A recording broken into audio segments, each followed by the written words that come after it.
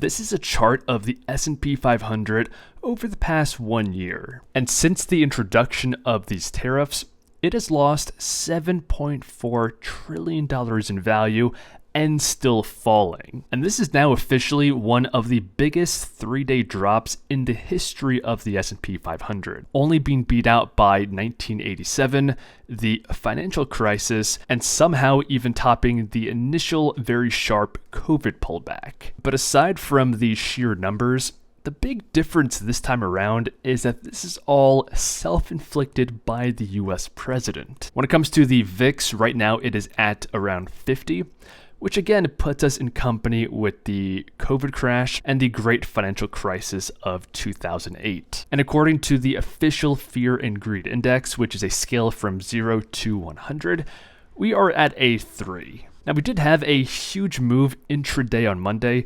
Initially, stocks opened down about 4%, but they briefly spiked into the positive, upwards of plus 2 percentage points. It amounted to over 300 points, or 6.4% for the S&P, which makes it the biggest intraday swing in history. And this was on the back of a report that the White House is considering a 90-day pause on all tariffs. Unfortunately, this claim was quickly debunked and called fake news by the White House, causing the stock market to again sharply tank. And then somewhat comically, moments after, Trump announced new 50% tariffs on China. According to him, this was in response to China having their own set of retaliatory tariffs. And he went on to say that if China does not withdraw its 34% retaliatory tariff by tomorrow, April 8th, the United States will impose this additional 50% tariff effective April 9th, which will bring the total effective tariff on all Chinese imports to over